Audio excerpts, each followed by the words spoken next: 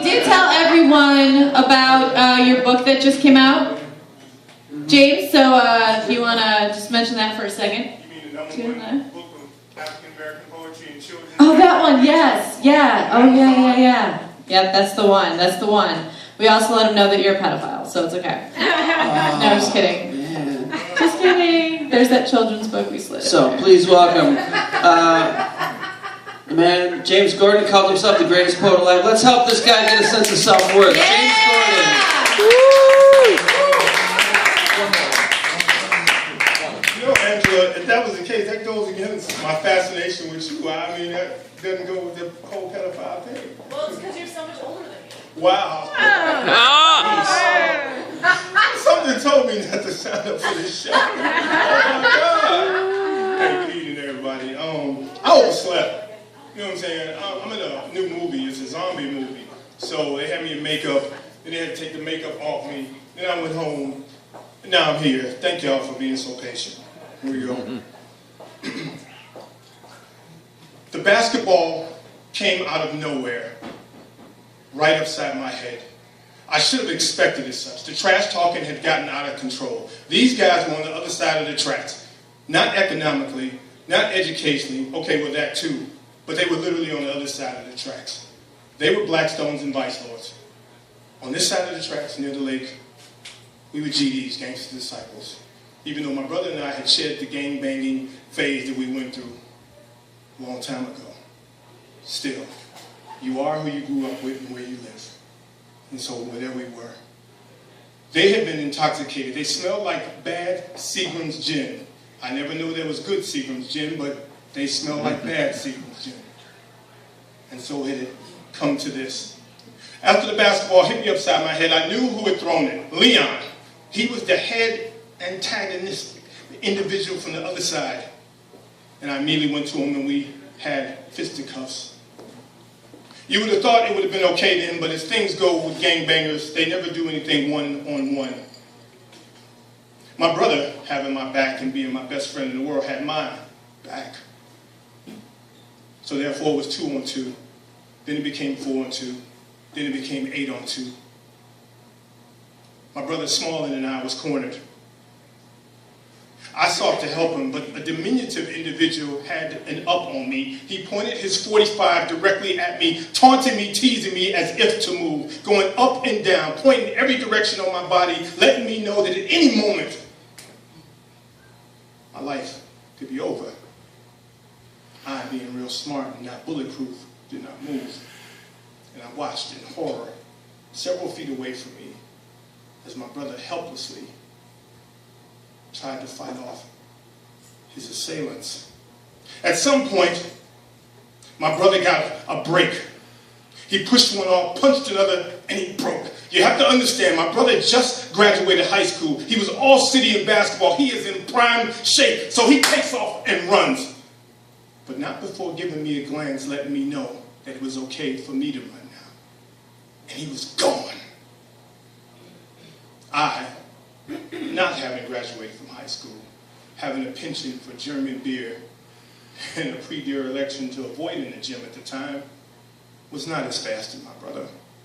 And so they sought to get the easier prey, and they chased me. I crossed into a yard, scratching myself on the fence, and all I could hear was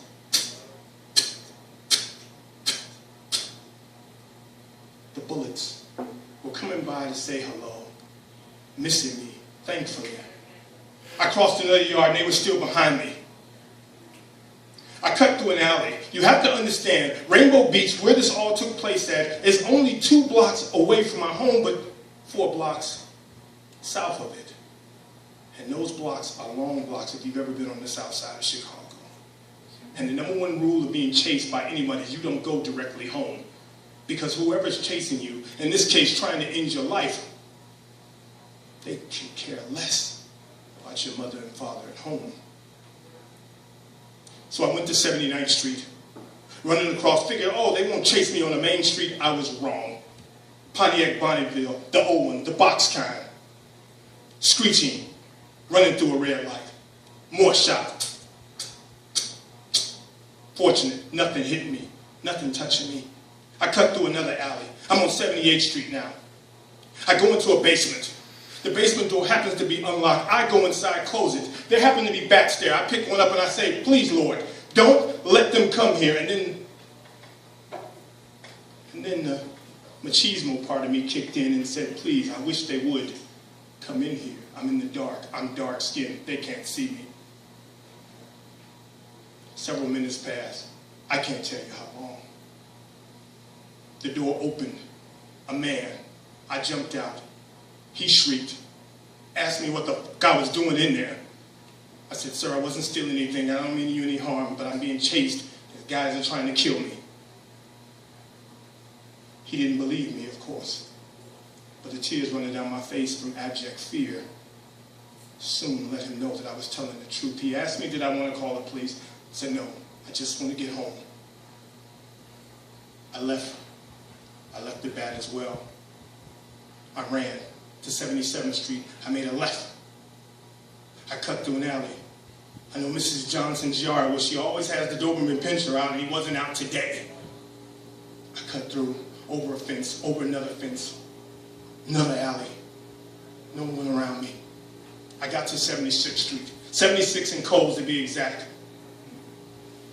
1 block away, or 1 block and a half in a driveway. Our house sat back like the Batcave did, off the street, behind the hardware store that my mother called home with Eloise. And I made a decision.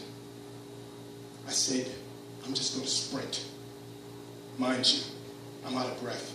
I'm overweight, and I drink too much. But damn it, I was going to get home. And so I did. I sprinted, running down the street. Cops looking at me. You know, a black man running on the south side of Chicago doesn't look good. I had to have had done something. But today, they didn't stop me. When I made it home, my brother was just coming through the front part of our house.